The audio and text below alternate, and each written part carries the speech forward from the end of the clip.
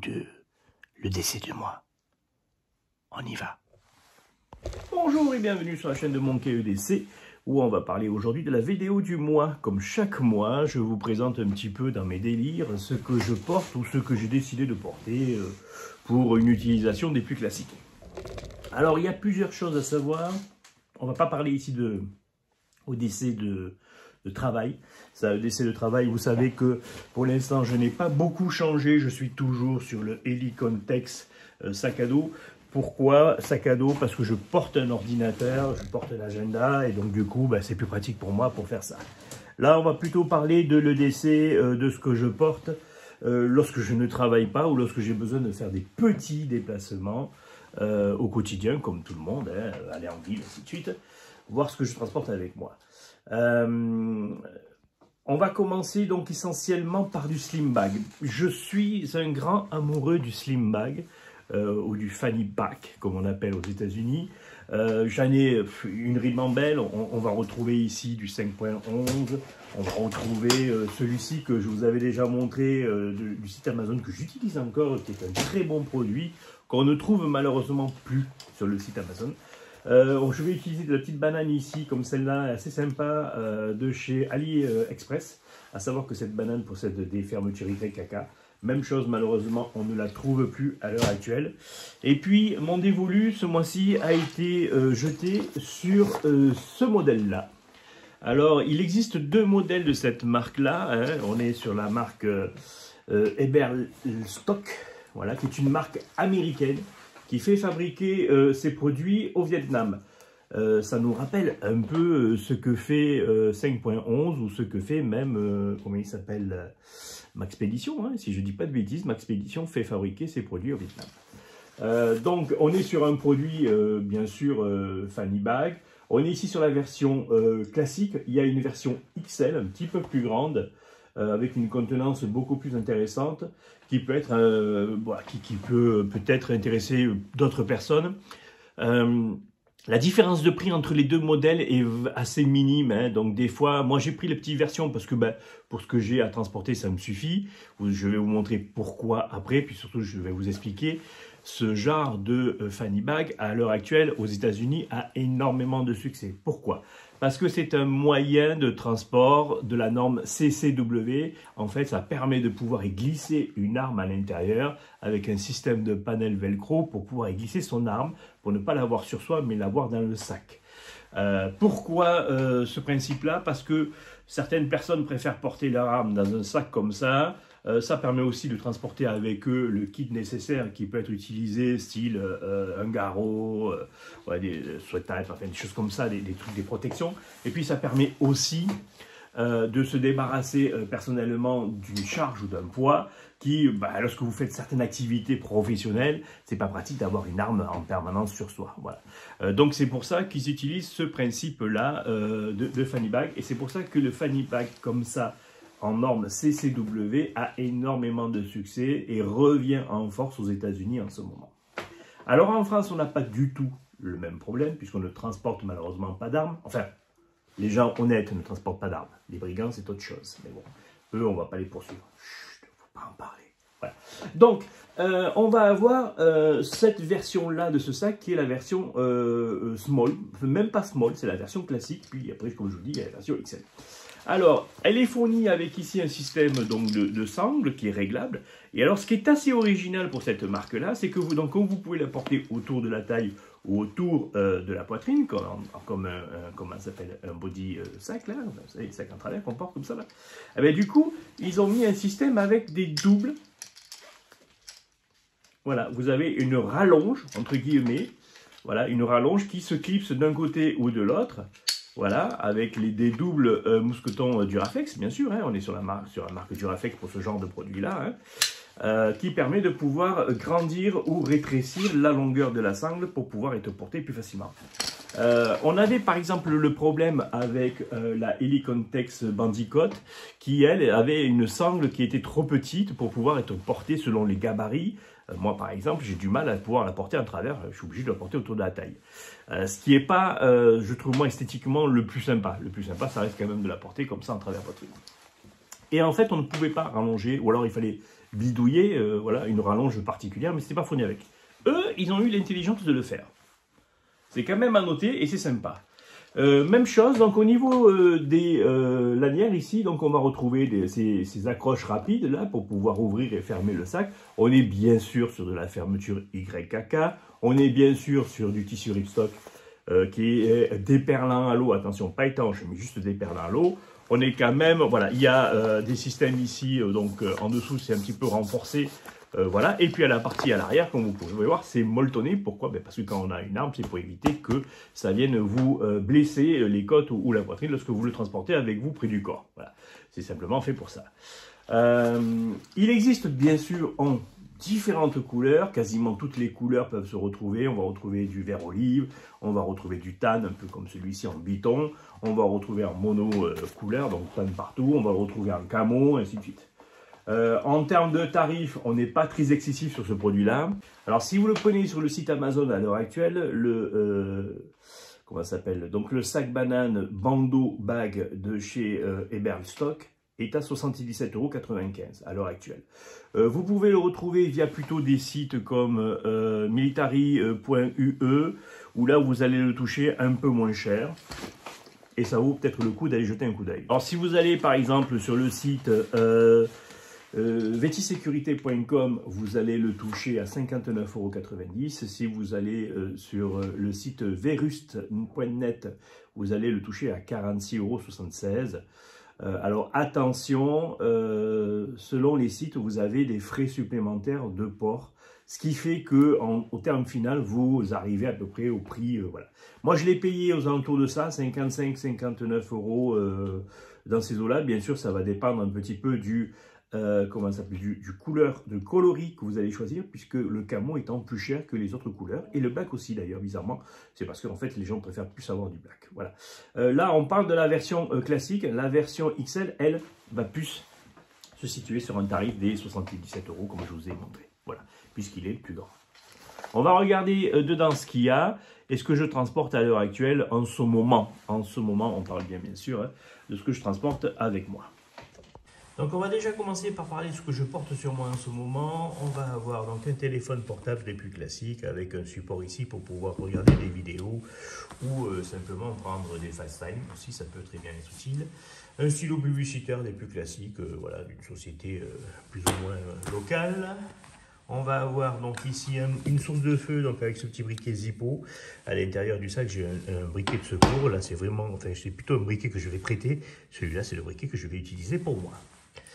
On va retrouver aussi, bien sûr, des écouteurs de la marque, bien sûr, Apple, puisque je suis sur Apple au niveau du téléphone. Ça va avec pour l'écosystème.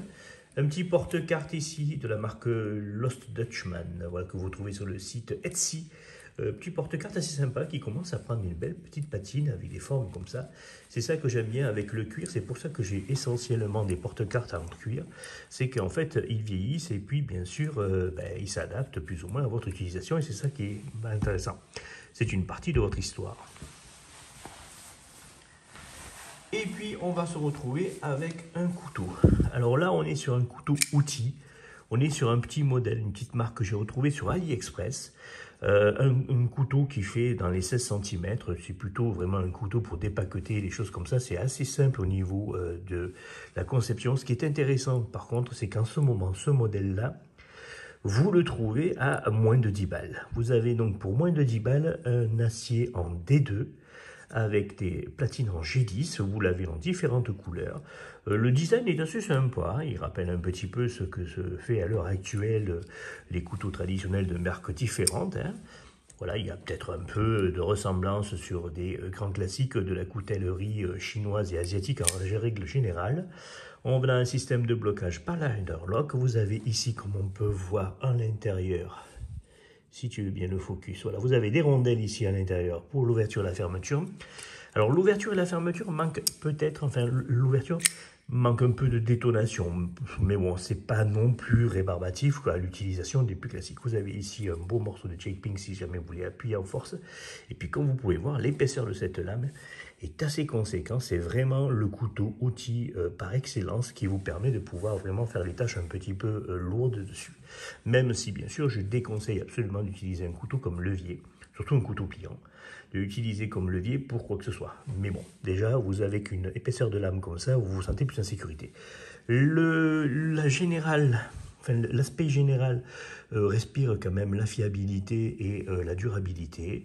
Tout est bien construit, il n'y a rien qui dépasse. Voilà. Les Chinois et entre autres le site AliExpress de plus en plus me surprend par la qualité de leurs produits, et vous allez voir plus tard aussi, mais vraiment c'est quelque chose qui moi m'épate de jour en jour. Ils sont super bien adaptés au niveau de la production.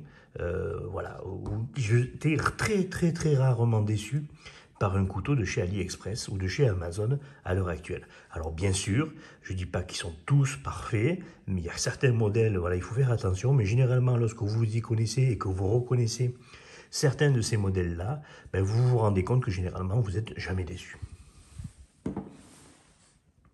Pour revenir donc dans notre système d'import ici, donc de marque américaine fabriquée au Vietnam, on va retrouver bien sûr à l'avant une petite poche à l'accès rapide qui n'a rien de particulier. Vous n'avez même pas une petite lanière à la limite qui pourrait être utilisée pour accrocher les clés. Vous savez, le mousqueton, il est glissé dedans. Ils ont fait le choix de ça. Bon, pourquoi pas. À l'intérieur, on va retrouver une pommade pour les mains, quelques petits lingettes des plus utiles au quotidien, et puis un briquet de secours, comme je vous dis. Ça, c'est le briquet que je vais prêter lorsqu'on me demande du feu.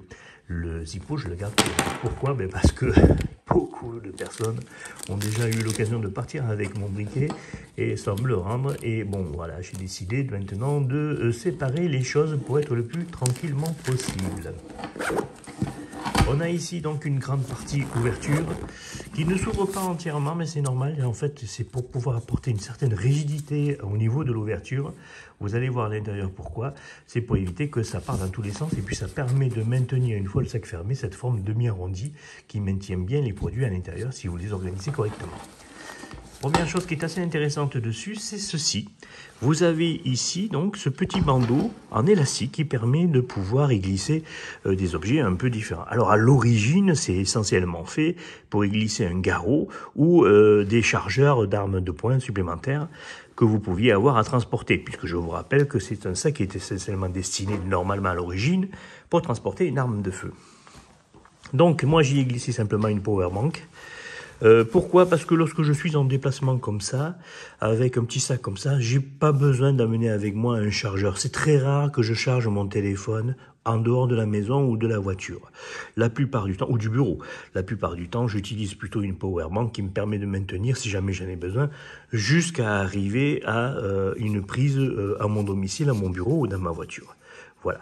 Donc, même si j'ai une bonne consommation de multimédia, je n'arrive jamais à épuiser ma batterie.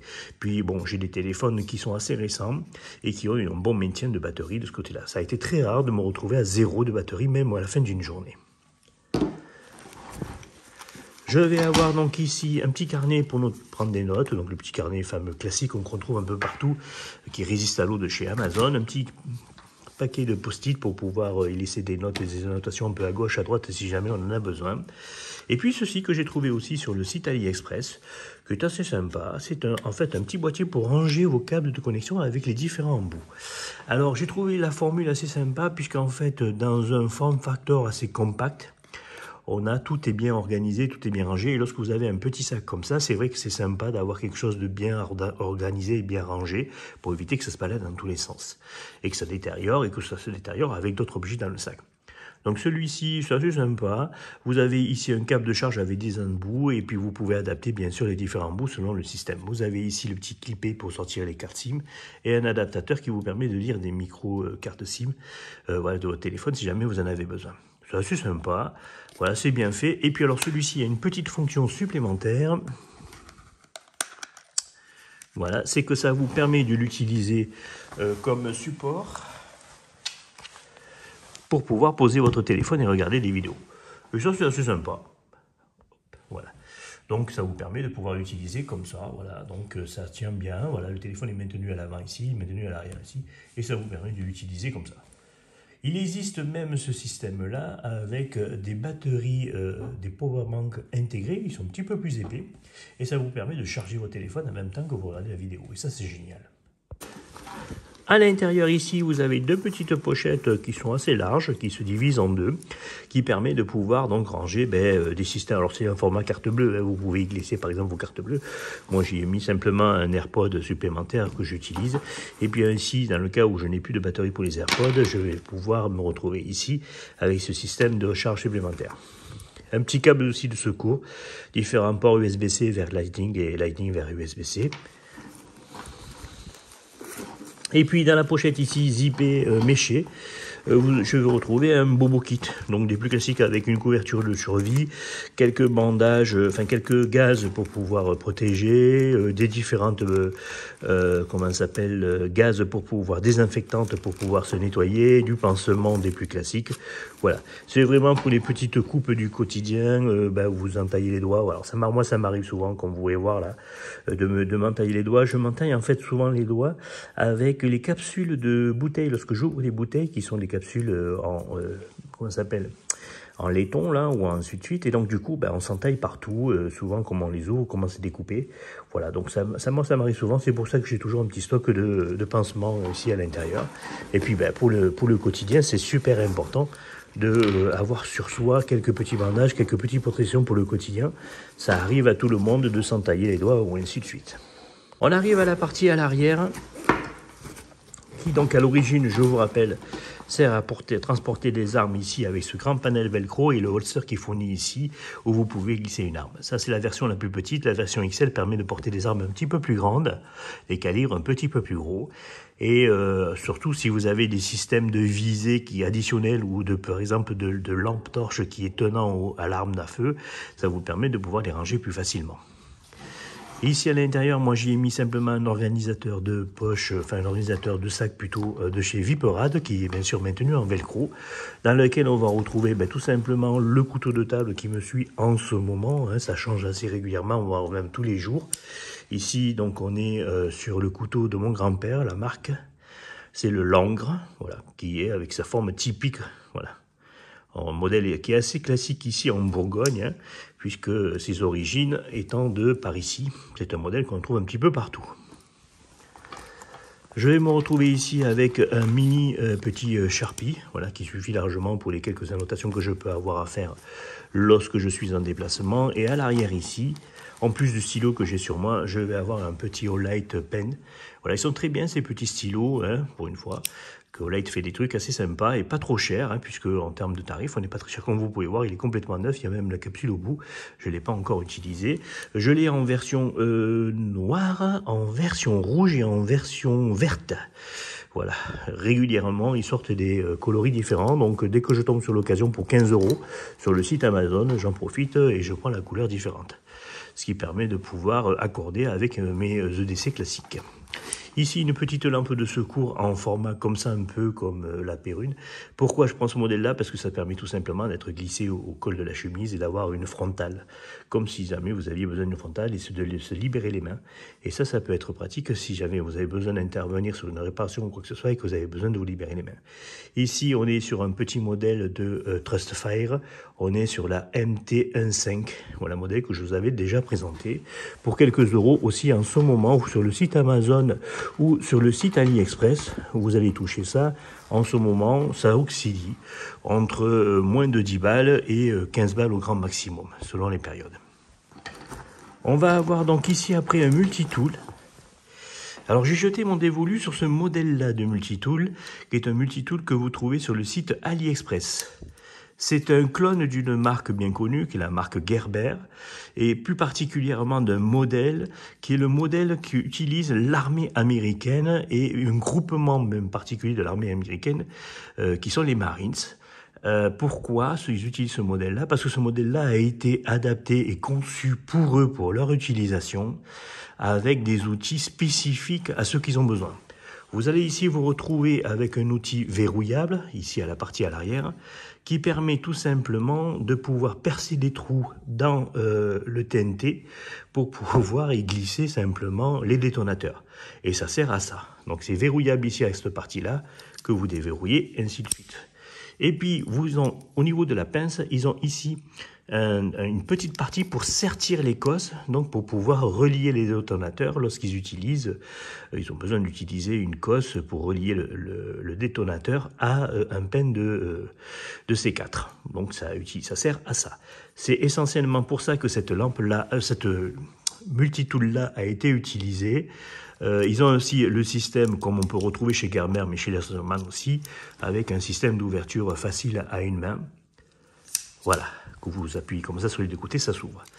Alors ça, c'est pas le modèle original. Le modèle original, c'est Gerber qui le fait, mais comme Lesterman, Gerber, au bout d'un moment, a ces modèles qui sont copiés ou dont on en fait des clones auprès des sites chinois, donc par exemple AliExpress. Donc parce que ce sont des modèles dont les brevets sont passés dans le droit commun, et donc bien sûr les Chinois se font un malin plaisir à utiliser, à copier ce genre de modèle-là, voilà, pour une utilisation, voilà, pour toute personne. La qualité de fabrication, comme je vous disais, est assez phénoménale, puisque moi j'ai déjà eu l'original de chez Gerber, et je vous dirais que en termes de qualité, il n'y a pas eu de différence. Cette pince originale de chez Gerber, je l'ai revendue à un abonné, je crois, pour remplacer par une autre pince, ainsi de suite. Et puis je suis tombé sur ce modèle-là.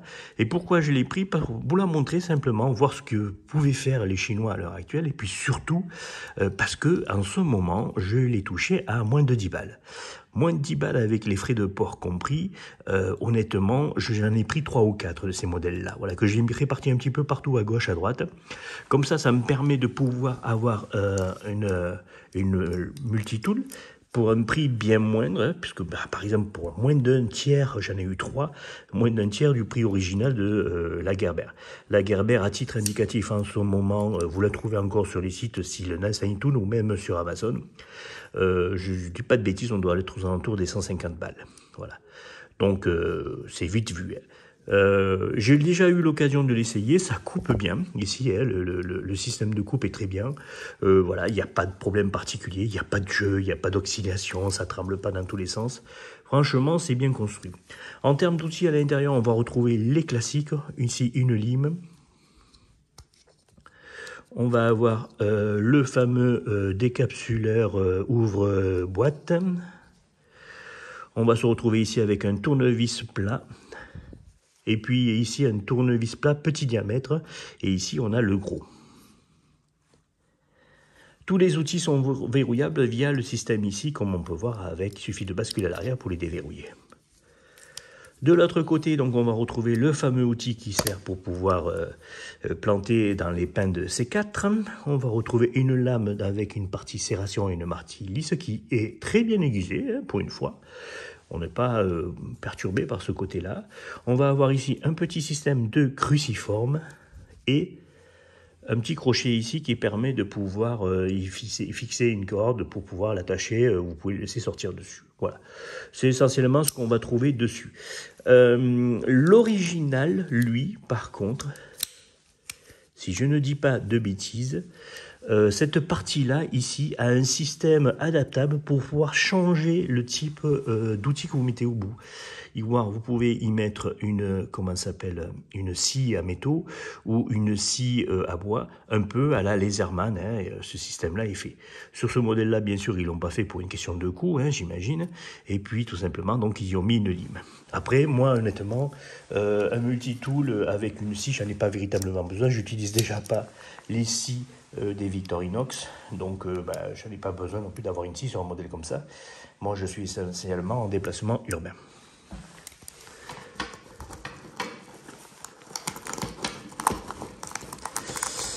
À la partie donc en bas ici, hop, il y a des petits crochets auxquels vous pouvez y fixer un bout de paracorde pour pouvoir y clipser.